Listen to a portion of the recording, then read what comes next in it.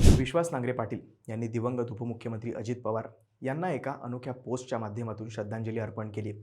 विश्वास नांगरे पाटील यांनी अजितदादांसोबतची एक आठवण त्यांच्या पोस्टमध्ये सांगितली आहे. भोरजवळच्या धरणात गावकऱ्यांची बोट उलटून 27 जण मृत्युमुखी पडले होते.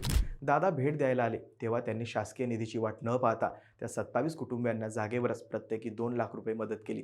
कार्यकर्त्यांच्या मोहळात ते राणी माशासारखे शिस्तीचे काम करायचे. त्यांचा मी जिममध्ये किंवा रनिंग करत असताना भेटायला यायचा निरोप आला की मी अनेकदा जिमच्या पेहरावामध्ये गेस्ट हाऊसला सकाळी 6 किंवा 7 वाजेला भेटायला पोहोचायचो. एकदा मला रागाने त्यांनी फोन केला, "अहो, तुम्ही हे हायवेवरचे डिव्हायडर सगळे जोडून घेतलेत. गावातल्या लोकांचे धाबे आहेत, छोटे मोठे धंदे आहेत, सगळे बंद पडायला लागले," असं ते म्हणाले. मी दादांना डिव्हायडर बेकायदेशीर तोडल्याने किती आणि कसे अपघात झालेत आणि ते जोडल्यानंतर अपघात किती आणि कसे कमी झालेत याचे प्रेझेंटेशन दिले. त्यांनी जाहीर सभेत माझे कौतुक केले आणि मुख्य सचिवांना फोन करून असा ड्राईव्ह पूर्ण राज्यामध्ये राबवायचं सांगितलं, अशी आठवण नांगरे पाटील यांनी सांगितली.